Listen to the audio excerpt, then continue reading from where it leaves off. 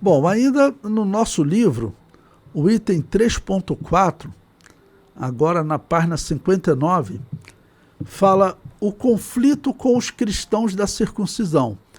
É Atos capítulo 11, do versículo 1 até o versículo 18. Bom, o que vai acontecer? O apóstolo Pedro, de uma certa maneira, ele apazigou aqueles que estavam com ele. Mas, quando ele volta, o que vai acontecer?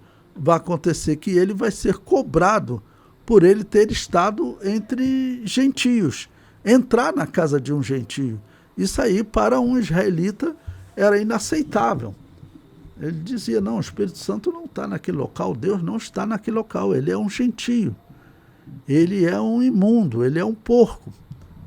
E o apóstolo Pedro tinha deixado claro que não havia mais esse sinal de imundície. Jesus Cristo, morrendo na cruz, ele purificou a todos para que eles recebessem essa mensagem de salvação. Olha, já falei de novo na morte de Jesus na cruz. Se eu tivesse pregando daqueles 3 critérios, 2 eu já tinha tratado aqui. O próximo eu tenho que daqui a pouco falar da ressurreição de Jesus. Dizer, é ele que venceu a morte. Então, tá bom? Estou dizendo que ele morreu na cruz e assim ele derrubou a barreira da separação. Bom, vamos ler no nosso livro primeiro, depois eu vou para o texto da Bíblia. Aí no item 3.4, na página 59, diz: no capítulo 10, versículo 45, Lucas já havia citado que alguns da circuncisão foram com Pedro a Cesareia. Esses ficaram maravilhados de ver o que o dom do Espírito Santo se derramasse também sobre os gentios, porque os ouviam falar em línguas e magnificar a Deus. Mas quando Pedro volta a Jerusalém, ocorre uma grande pressão de outros chamados da circuncisão. Ou seja, outras pessoas que tinham um pensamento semelhante àqueles que estavam com Pedro lá em Cesareia, né, que são identificados como da circuncisão, ou seja, aqueles que acreditavam que o cristão, por exemplo, ele teria que praticar os mesmos ritos que os judeus, inclusive o da circuncisão. Nós sabemos que em Atos capítulo 15 isso vai chegar a um debate diante dos apóstolos. A questão aqui que está sendo debatida, que vai chegar em Atos 15, né, chamado Concílio de Jerusalém, a questão é exatamente essa. E ele prossegue: estes que são chamados da circuncisão eram judeus que defendiam que os gentios deveriam adotar as práticas judaicas para participar do cristianismo. Então, eles já tinham eles tinham esse entendimento. E o apóstolo Pedro, vamos dizer, de uma certa maneira, ele está sob pressão. Por quê? O apóstolo Pedro era o que na história vai ser chamado de um leigo, alguém que não tinha formação acadêmica, como Saulo de Tarso. E esses da circuncisão, provavelmente quem eram? Eram sacerdotes, escribas, fariseus, porque nós lemos que tinham alguns sacerdotes que obedeciam à fé. Tinham fariseus que obedeciam à fé, como Nicodemos, como José de Arimateia. Eles obedeciam à fé. Mas, de alguma maneira, continuavam ligados ao farisaísmo. Então, são eles que fazem essa pressão sobre o apóstolo Pedro. Então, entenda, o apóstolo Pedro era um leigo. Antes ele estava na sinagoga ouvindo esses sacerdotes, escribas e fariseus dando aula. Ele era ali só um ouvinte. E, de repente, ele está com a responsabilidade de dirigir as ações do Espírito Santo. Mas, quando ele volta para Jerusalém, ele agora vai ser pressionado sobre ele ter entrado na casa de gentios e ter pregado o evangelho para os gentios. Então vamos agora para o livro de Atos, nas nossas Bíblias. Atos capítulo 11, versículo 1, diz: E ouviram os apóstolos e os irmãos que estavam na Judéia, que também os gentios tinham recebido a palavra de Deus. Ou seja, tudo chegou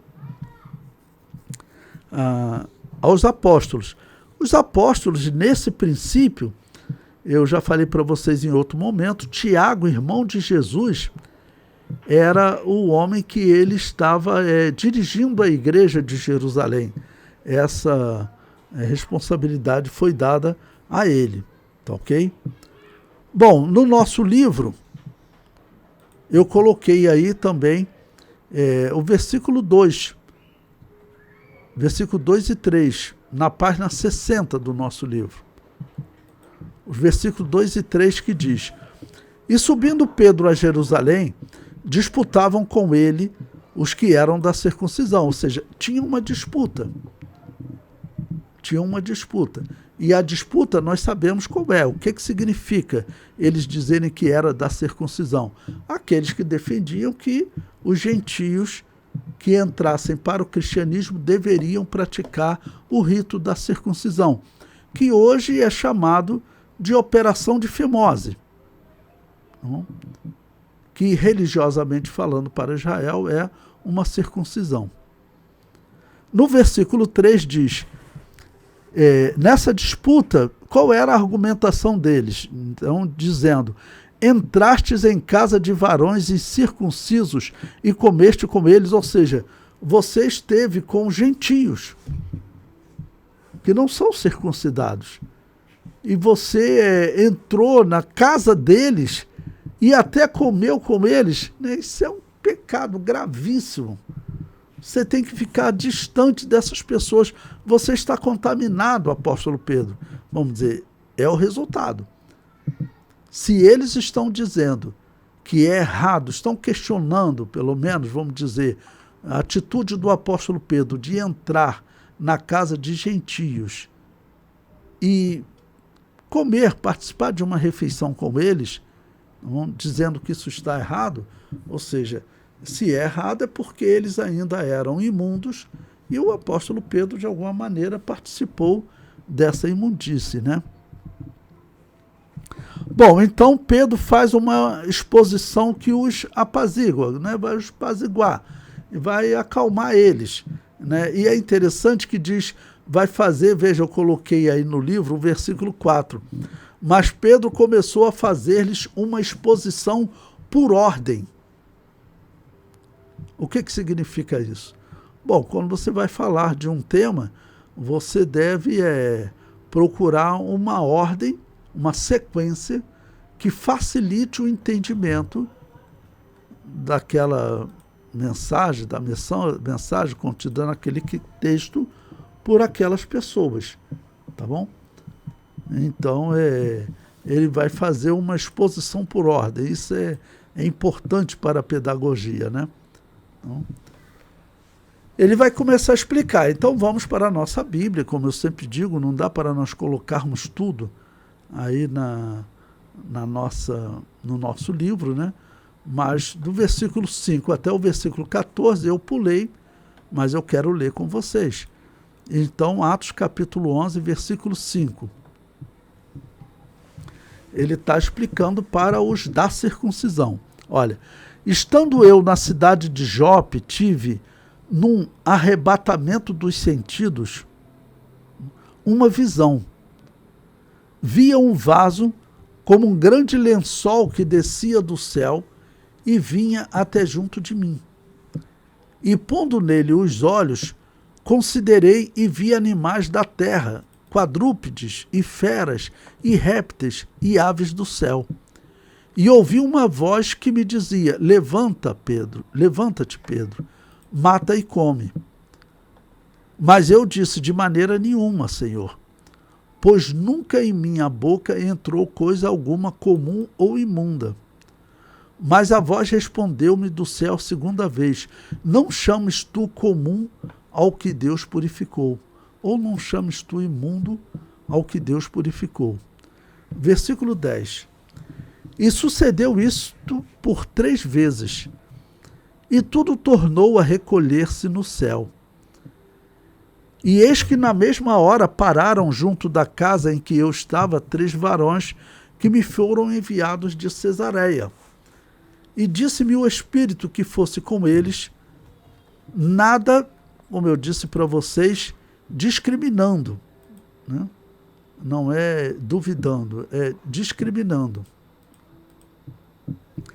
E também estes 6 irmãos foram comigo e entraram em casa daquele varão. Ou seja, ele diz que 6 irmãos que seriam da circuncisão, ele está dizendo, esses irmãos foram comigo.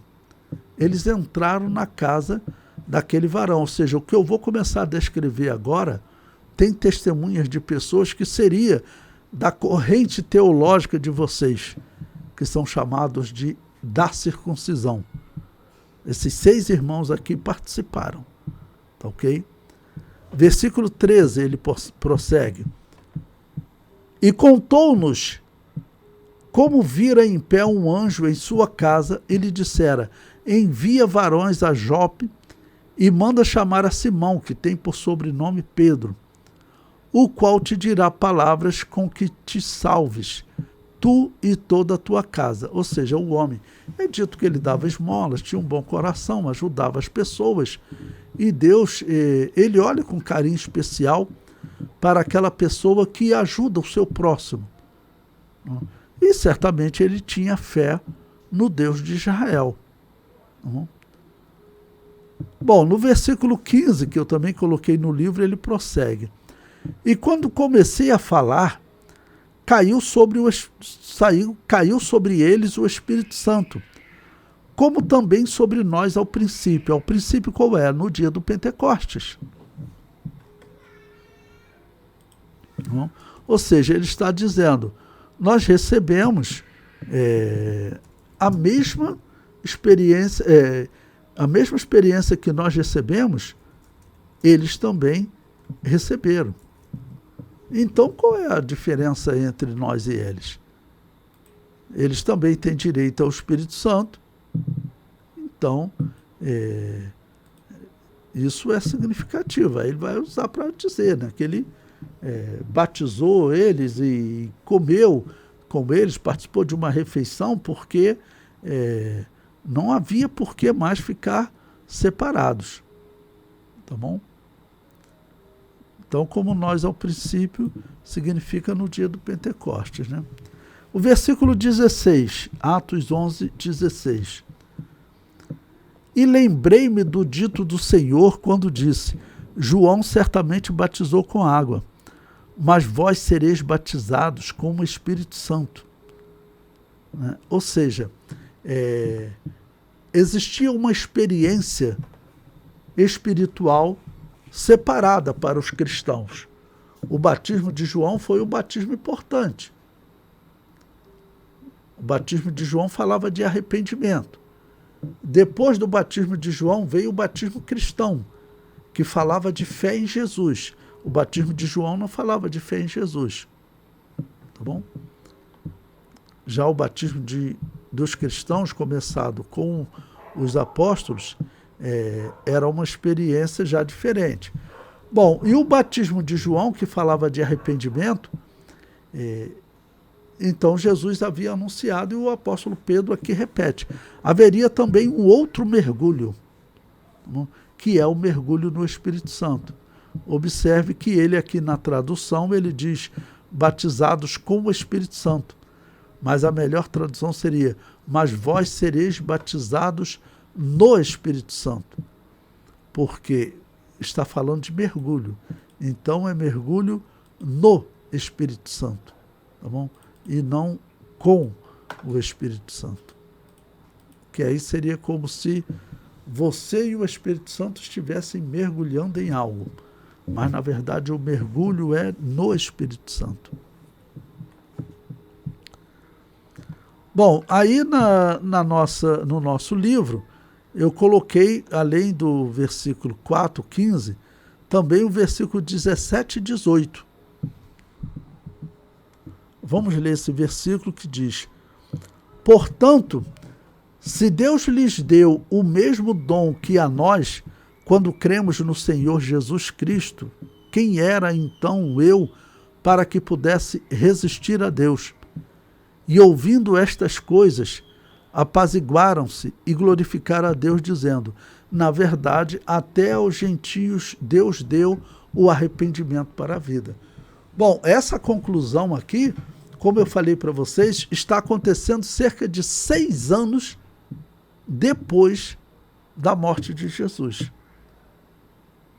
Veja como a igreja ainda tinha, vamos dizer, que debater uma questão que vamos considerar para nós, na nossa visão, nós que somos gentios e que vivemos tanto tempo, estudamos a história, nós temos essa questão como algo elementar.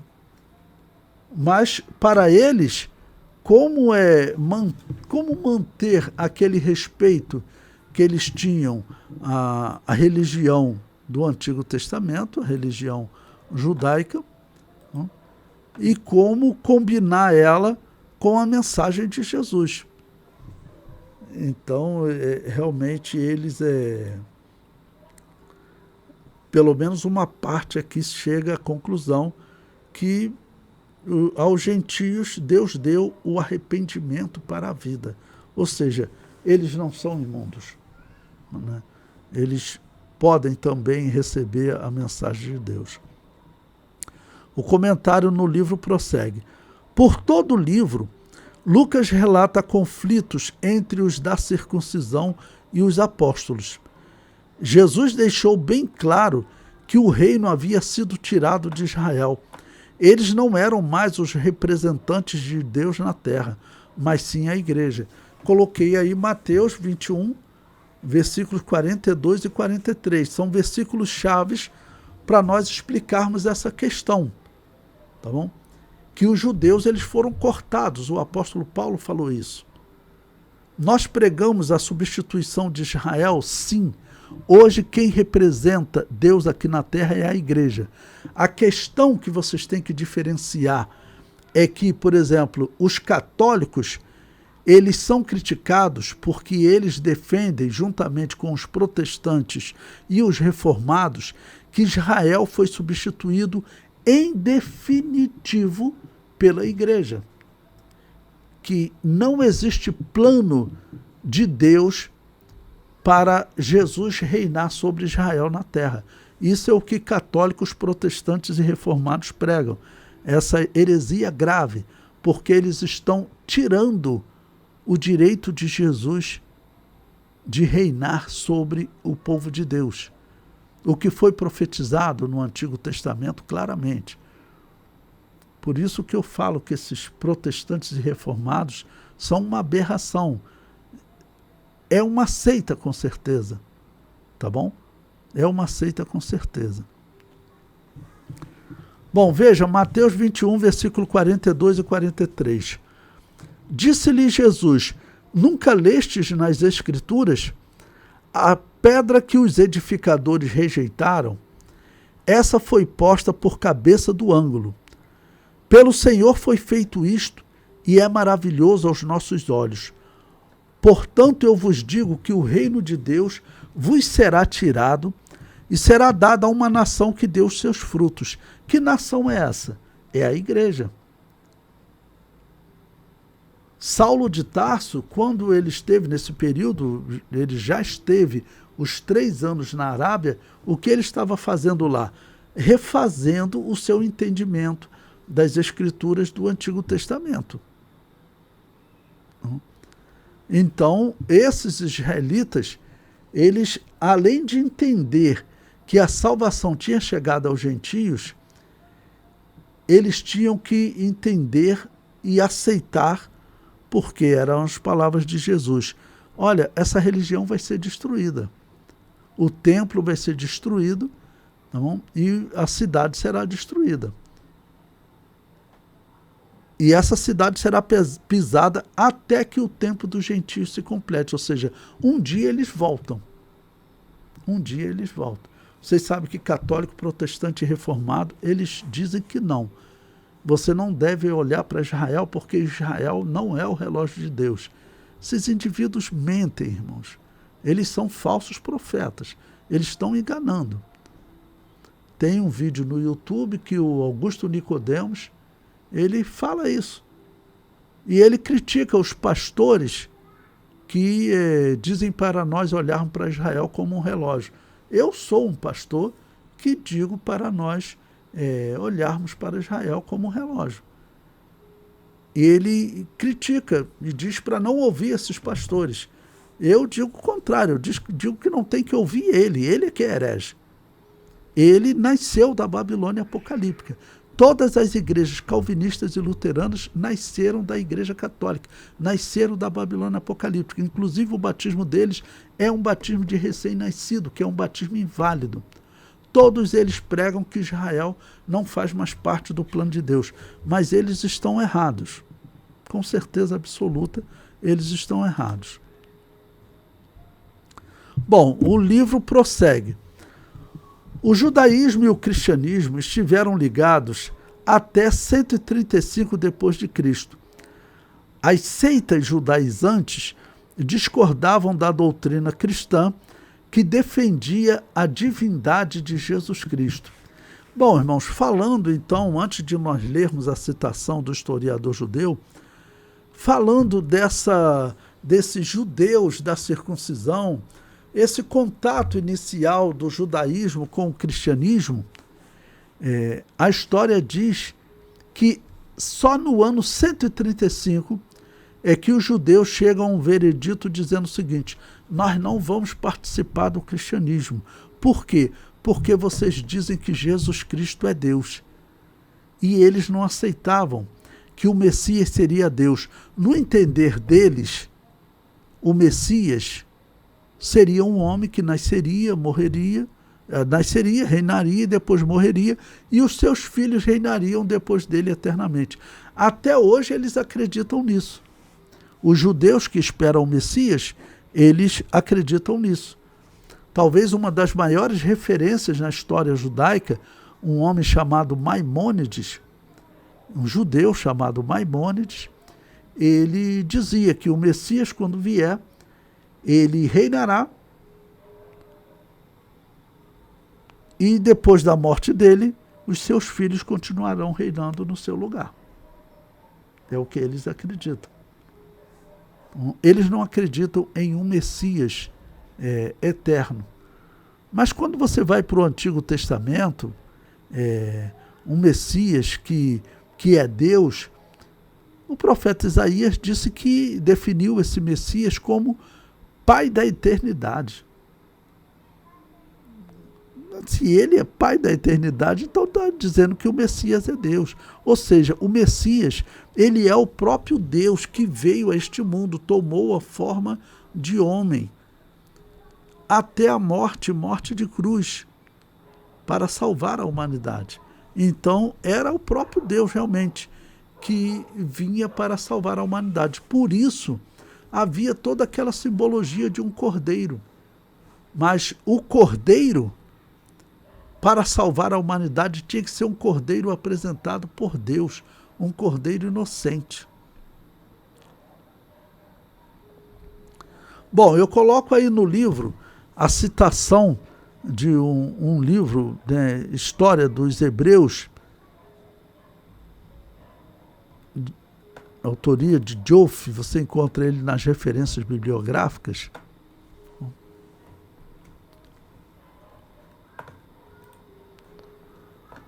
O título completo do livro é A História Épica do Povo Hebreu. É um livro interessante se você quiser se aprofundar aí na história do judaísmo, história dos israelitas. Eu aproveitei aqui no livro de Atos, peguei essa citação dele. Veja o que ele diz. Após 135 depois de Cristo, o número de judeus cristãos também diminuiu. Eles se sentiram duplamente banidos. Os judeus convencionais os acusavam de falta de patriotismo, porque eles abandonaram a religião judaica, né? falta de patriotismo e heresia em relação à Torá. Enquanto os cristãos, seguidores de Paulo, os rechaçavam por rejeitarem a divindade de Jesus. Então veja, eu gosto de colocar historiadores para vocês terem um entendimento mais completo, né? Então, o historiador judeu, nessa obra, que é uma obra conceituada entre os judeus, uma obra escrita por um judeu, ele diz que o tema divindade de Jesus foi um tema que os judeus não aceitaram. Até hoje, eles não conseguem interpretar corretamente as palavras do profeta Isaías, tá bom? Que ele seria chamado de Pai da Eternidade. Se ele é Pai da Eternidade, ele é o Deus eterno. Tá bom? Então rejeitaram a divindade de Jesus.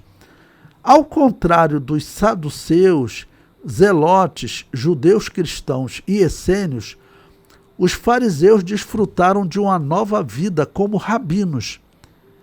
Eles dominavam o sinédrio que foi estabelecido em Aviné. Sob Gamaliel II, eles migraram para a Galileia, tendo aprendido a amarga lição de duas revoltas fracassadas em 66 e 73 d.C.